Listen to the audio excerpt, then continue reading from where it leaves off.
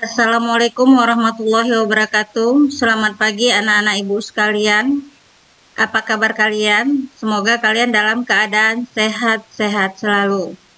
Ibu harap kalian tetap jaga kesehatan, makan secara teratur, mandi secara teratur, sering cuci tangan menggunakan sabun, dan gunakan masker apabila keluar rumah. Yang penting kalian harus mengikuti protokol kesehatan agar kalian tetap sehat selalu. Pada pagi hari ini kita bertemu kembali dalam pelajaran IPS seperti biasanya, masih dalam kegiatan pembelajaran daring. Materi kita pada pagi hari ini adalah membahas masalah penguatan ekonomi maritim di Indonesia, di mana kita ketahui bahwa negara kita adalah merupakan negara kepulauan. Negara kita dikelilingi oleh laut yang sangat luas, sehingga ini sangat memungkinkan bagi negara kita untuk mendapat pendapatan yang besar dari kelautan atau dari laut. Tujuan pembelajaran yang akan kita capai pada pelajaran kita pada pagi hari ini adalah menganalisis potensi penguatan ekonomi maritim dengan tepat, sehingga kita akan bisa tahu bagaimana potensi yang dimiliki oleh laut kita untuk meningkatkan ekonomi di negara Indonesia. Adapun indikator yang akan kita pelajari dan yang akan kita capai pada pelajaran kita pada hari ini adalah yang pertama, membedakan pengertian ekonomi maritim dan ekonomi kelautan. Kedua, mendeskripsikan peranan pembangunan ekonomi maritim. Ketiga, mengidentifikasi tujuan pembangunan di bidang kelautan. Keempat, menjelaskan upaya pengembangan ekonomi maritim. Kelima, menganalisis kondisi ekonomi maritim di Indonesia. Dan keenam, menjelaskan strategi dan kebijakan pembangunan ekonomi maritim di Indonesia. Selanjutnya, mari kita bahas indikator-indikator yang sudah kita sebutkan tadi. Pertama, pengertian ekonomi maritim dan ekonomi kelautan. Nah, apa beda ekonomi maritim dengan ekonomi kelautan? Ekonomi kelautan adalah kegiatan ekonomi yang dilakukan di wilayah pesisir dan lautan, serta di darat yang menggunakan sumber daya alam atau SDA dan jasa-jasa lingkungan kelautan untuk menghasilkan barang dan jasa. Sedangkan ekonomi maritim adalah kegiatan ekonomi yang mencakup transportasi laut, industri galangan kapal dan perawatannya, pembangunan dan pengoperasian pelabuhan beserta industri dan jasa yang terkait. Tetapi pada dasarnya, persamaan ekonomi maritim dan ekonomi kelautan sama-sama untuk mensejahterakan kehidupan masyarakat. Berikutnya kita lihat peranan pembangunan ekonomi maritim. Ada beberapa peranan pembangunan ekonomi maritim, diantaranya 1. Merupakan wadah atau arena atau media kegiatan penangkapan ikan dan hasil-hasil laut lainnya yang dilakukan oleh kelompok nelayan. 2. Melayani kegiatan transportasi laut menggunakan kapal laut, kapal motor, atau perahu layar bermotor untuk mengangkut barang dan manusia. Ketiga, melayani kegiatan perdagangan antar pulau, melayani pengiriman komoditas hasil pertanian dan barang manufaktur dari pelabuhan di daerah produksi ke pelabuhan-pelabuhan di daerah konsumsi.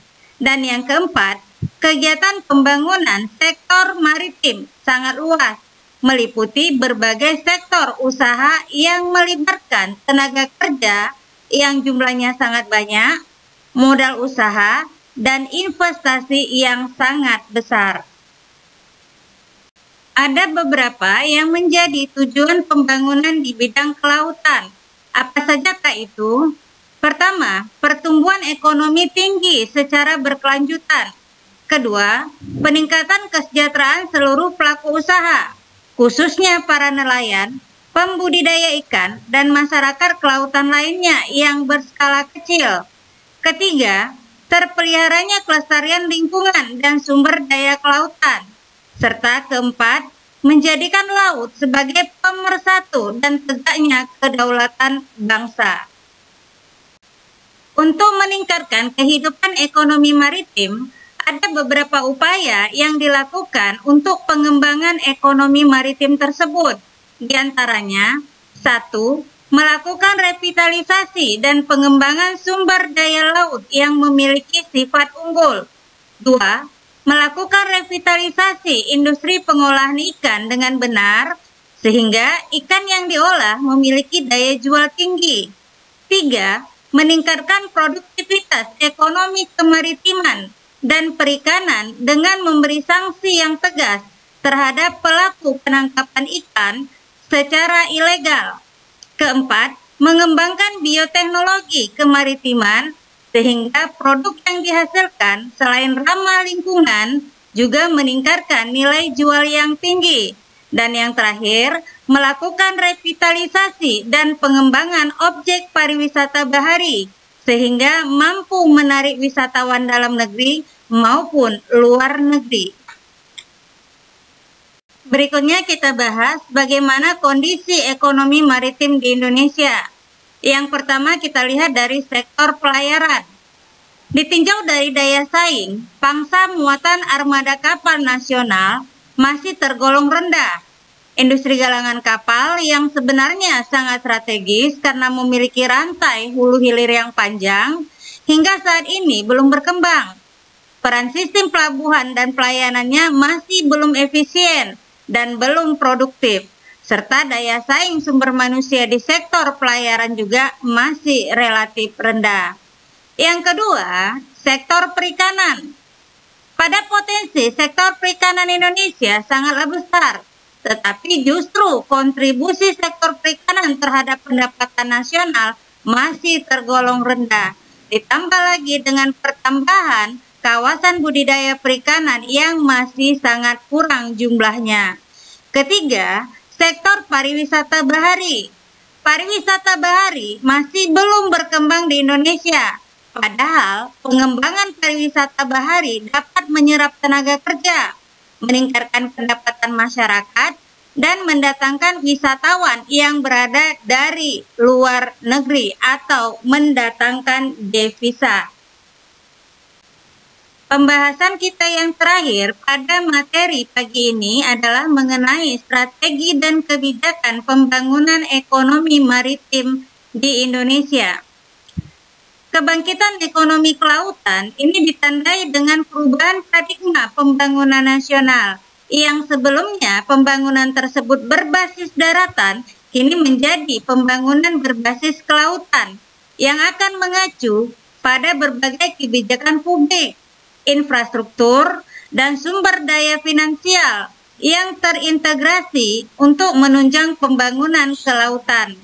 Hal ini juga diharapkan dapat mendorong pengembangan pelabuhan, armada pelayaran atau transportasi laut agar dapat semakin maju dan efisien, dan juga mempercepat pengembangan infrastruktur dan ketersambungan maritim, pembangunan tol laut, pelabuhan laut dalam, logistik, industri perkapalan yang nantinya diyakini akan mengurangi inefisiensi ekonomi nasional dan meningkatkan daya saing produk dalam negeri. Dengan demikian, semua produk dari pertanian tanaman pangan, hortikultur, perkebunan, kehutanan, peternakan, bahan tambang, mineral, dan manufaktur ini akan lebih berdaya saing karena biaya logistik akan lebih murah dan pergerakan barang akan lebih cepat. Demikianlah pelajaran kita pada pagi hari ini tentang penguatan ekonomi maritim. Ibu harap kalian bisa mengerti dan memahami tentang materi yang sudah Ibu jelaskan tadi. Tetapi kalau ada seandainya kalian masih kurang paham atau kurang mengerti tentang pelajaran tersebut, kalian boleh menanyakan langsung kepada Ibu melalui WA. Materi dan tugas yang akan kamu kerjakan ini sudah Ibu kirim melalui Google Classroom.